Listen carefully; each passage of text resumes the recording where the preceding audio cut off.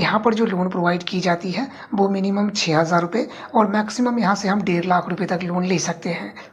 यहाँ जो दोस्तों हमें लोन रिपेमेंट करने के लिए समय दिया जाएगा वो मिनिमम 62 दिन और मैक्सिमम 36 महीने तक के लिए लोन प्रोवाइड की जाती है।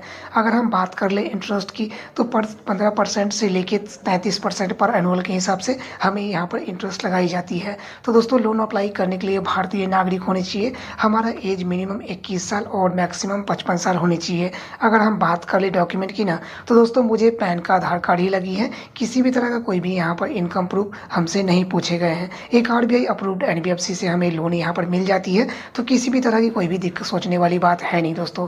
लोन अप्लाई करने में किसी तरह कोई दिक्कत आती है तो ईमेल सपोर्ट दिया हुआ है, इसके अलावा कॉन्टैक्ट नंबर है, लेकिन दोस्तों मुझे यहाँ पर हेल्प लेने की ज़रूरत पड़ी नहीं है। तो चलिए हम इसे ओपन करते हैं और आगे की प्रोसेस शुरू करते हैं। तो दोस्तों हमने ऐप में लॉगिन कर लिया है। जैसे ही आप लॉगिन करेंगे तो इंटरफेस कुछ इस प्रकार से देखने को मिलेगा। यहाँ पर हमें बोला जा रहा है enter your fill personal detail, तो हमें अपना फर्स्ट नाम लिखना है, उसके बाद अपना लास्ट नेम एंटर करेंगे।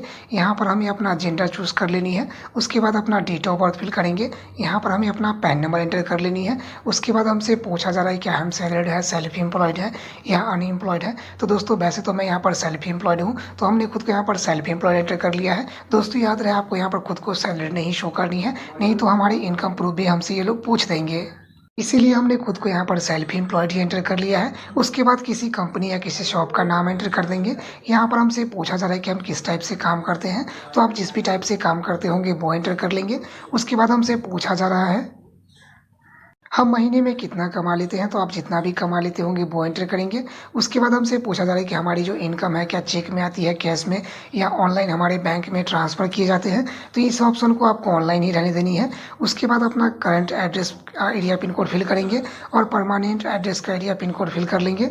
उसके बाद यहाँ पर जिस जगह पर काम करते हैं उसका एरिया पिन कोड फिल करेंगे। अब ये पूछते हैं ना कि इनके बारे में हमें कैसे मालूम पड़ा है, तो यहाँ पर कुछ ऑप्शन देखने को मिलेगा। क्या हमें यूट्यूब की तरफ से दिखाया गया है, किसी एडसेंस के थ्रू, या किसी फ्रेंड ने हमें रेफर किया है, या हमारे पास कोई मैसेज वगैरह आया है, तो इनमें कुछ भी एक ऑप्शन अपने हिसाब से फिल कर लेंगे और यहाँ बॉक्स में टिक करके और सबमिट वाले ऑप्शन पर क्लिक करेंगे। तो चलिए दोस्तों अपना पर्सनल इन्फॉर्मेशन पूरा कर लेते हैं, उसके बाद हम अगली प्रोसेस की तरफ चलते हैं। अब दोस्तों इतना करते ही हमें इंटरफेस कुछ इस प्रकार से देखने को मिल रहा है। यहाँ पर हमें बोला जा रहा है एंटर योर एडिशनल इन्फॉर्मेशन, तो दोस्तों हमें एक अल्टीमेट मोबाइल नंबर एंटर करना है। दोस्तों याद रहे जो मोबाइल नंबर एंटर करेंगे ना उस पर एक OTP जाएगी, तो आपको अपना वर्किंग ईमेल आईडी और वर्किंग मोबाइल नंबर ही यहाँ पर एंटर करनी है। उसके बाद यहाँ पर हमसे पूछा जा रहा है कि हम कब से काम कर रहे हैं, तो जब से भी आप काम करते होंगे तब से यहाँ पर चूज़ कर लेंगे। उसके बाद हमसे पूछा हमारी जो इनकम है वो किस डेट को हमारे पास आती है, तो आपकी इनकम जिस भी डेट को आती होगी वो फिल कर लेंगे और उसके बाद यहाँ सबमिट वाले ऑप्शन पर क्लिक करेंगे। तो चलिए अपना मोबाइल नंबर और ईमेल आईडी वेरीफाई करवा लेते हैं, उसके बाद हम अगली प्रोसेस की तरफ चलते हैं। अब दोस्तों इतना करते ही हमें इंटरफेस कुछ इस प्रकार से देखने को मिल रहा है। यहाँ पर हमें बोला जा रहा है एंटर योर परमानेंट एड्रेस, तो दोस्तों जिस जगह पर रहते हैं ना उसका कंप्लीट यहाँ पर एड्रेस फिल कर लेंगे। उसके बाद जिस जगह पर काम करते हैं उसका कंप्लीट एड्रेस एंटर कर लेनी है और यहाँ सबमिट वाले ऑप्शन पर क्लिक करनी है। तो चलिए दोस्तों अपना वर्किंग इन्फॉर्मेशन और पर्सनल डिटेल सारी इन्फॉर्मेशन कंप्लीट करके और अगले स्टेप की तरफ चलते हैं। दोस्तों हमें इंटरफेस कुछ इस प्रकार से देखने को मिल रहा है।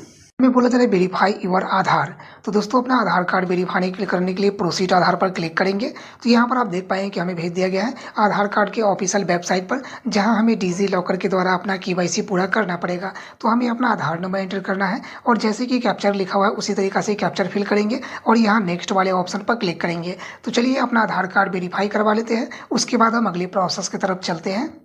दोस्तों यहाँ पर आप देख सकते हैं कि हमारे आधार रजिस्टर मोबाइल नंबर जो OTP आया था वो हमने एंटर कर दिया है। हमारा आधार कार्ड जो है वो सक्सेसफुली यहाँ पर वेरीफाई भी हो गया है। ये ऑटोमेटिक जो है वो बैक हो जाती है कुछ सेकंड में। यहाँ पर देख सकते हैं कि हमारा आधार कार्ड सक्सेसफुली वेरीफाई हो गया है। चलिए इसे हम प्रोसीड वाले ऑप्शन पर क्लिक कर लेते हैं। तो हमें बताया जा रहा है प्लीज़ वेरीफाई योर फेस, तो यहाँ स्टेट वीडियो वाले ऑप्शन पर क्लिक। दोस्तों मुझे यहाँ पर कुछ सेकंड का एक वीडियो रिकॉर्ड करना पड़ेगा और उसके बाद यहाँ सबमिट वाले ऑप्शन पर क्लिक करनी है। तो चलिए अपना फेस यहाँ पर वेरीफाई करवा लेते हैं, उसके बाद हम अगली प्रोसेस की तरफ चलते हैं। आ चुका है congratulation you are approve loan amount, यानी दोस्तों यहाँ पर आप देख सकते हैं कि हमें एक मैसेज भेज दिया गया है कि congratulation you are loan approved, यानी दोस्तों हमारा जो लोन अमाउंट है ना वो अप्रूव कर दिया गया है। चलिए दोस्तों हम एक बार फिर से ऐप की तरफ चलते हैं। तो यहाँ पर आप देख पाएंगे इस एप्लीकेशन के द्वारा जो मुझे इस टाइम लिमिट अप्रूव किया गया है ना, वो देख सकते हैं 11,000 रुपये का। यानी जो है इस अमाउंट को हम मिनिमम जो है 5,000 रुपये ले सकते हैं और मैक्सिमम यहाँ पर हम 11,000 रुपये तक का लोन ले सकते हैं। अगर हम बात कर ले 11,000 रुपये का लोन अगर हम यहाँ से लेते हैं तो हमारी जो पहली EMI रहने वाली है वो 6,050 रुपये की, दूसरी जो EMI रहने वाली है ना वो 4,950 रुपये की। तो दोस्तों यहाँ पर EMI में थोड़ा सा झोल है, क्योंकि यहाँ पर पहले जो EMI है ना वो थोड़ा सा ज़्यादा लगने वाला है, दूसरी हमारी EMI जो है वो थोड़ी सी कम यहाँ पर कर दी गई है। अब दोस्तों यहाँ पर आप देख सकते हैं कि इंटरेस्ट हमसे जो लगाया जा रहा है पहली EMI पर, वो देख सकते हैं हमें बताया जा रहा है कि पहली EMI पर जो हमें इंटरेस्ट देना पड़ेगा वो 462 रुपये की। अगर हम दूसरी EMI की बात कर ले तो वहाँ पर 330 रुपये का इंटरेस्ट कर दिया गया है। यानी अगर आप पहली EMI पे कर देते हैं तो दूसरी EMI में आपको इंटरेस्ट जो है वो थोड़ा सा कम यहाँ पर देखने को मिलेगा। पहली जो हमारी किस्त जाने वाली है वो भी आप यहाँ पर देख पाएंगे, दूसरी जो हमारी किस्त जाने वाली है वो भी हमें यहाँ पर आपको देखने को मिल जाती है। तो अगर आपको लगता है कि आपके लिए लोन सही है तो यहाँ पर एक लोन ऑप्शन सेलेक्ट करेंगे कि जो लोन हम अप्लाई करना चाहते हैं वो किस लिए अप्लाई कर रहे हैं। तो यहाँ पर एक कुछ भी ऑप्शन सेलेक्ट कर लेंगे, इससे ज़्यादा कुछ फर्क नहीं पड़ता है।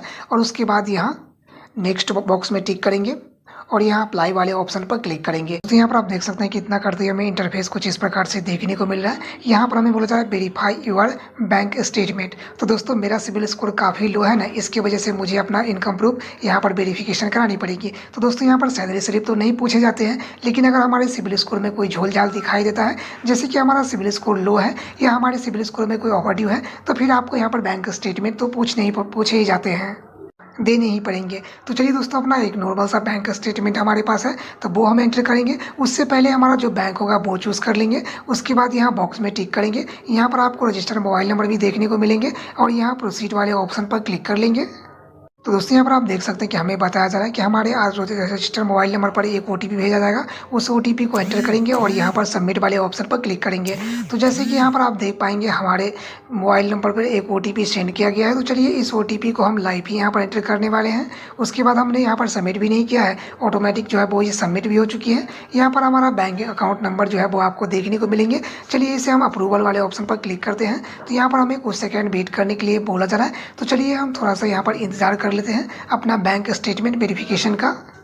तो दोस्तों हमारे पास जैसे नॉर्मल सा बैंक स्टेटमेंट था वो हमने अपलोड कर दिया है और हमारा जो एप्लीकेशन है वो रिव्यू में चली गई है। मुझे थोड़ा सा यहाँ पर इंतजार करना पड़ेगा। उसके बाद दोस्तों जैसे एक बार ये रिव्यू से बाहर आएगी ना, तो हमें अपना एक ऑटो डेबिट सेटअप करना है। उसके बाद अपना लोन एग्रीमेंट साइन करेंगे और ये जो है वो मिनिमम 10 मिनट और मैक्सिमम 24 घंटे भी लग जाते हैं इस एप्लीकेशन से पैसे हमारे अकाउंट में आने में। तो काफ़ी लोग इस ऐप को लेकर के अलग अलग कमेंट करते हैं। कुछ लोग कहते हैं कि यहाँ पर लिमिट अप्रूवल तो होती है पर पैसे जो है वो हमारे बैंक खाते में नहीं आते हैं, हमारी लोन एप्लीकेशन को रिजेक्ट कर दी जाती है।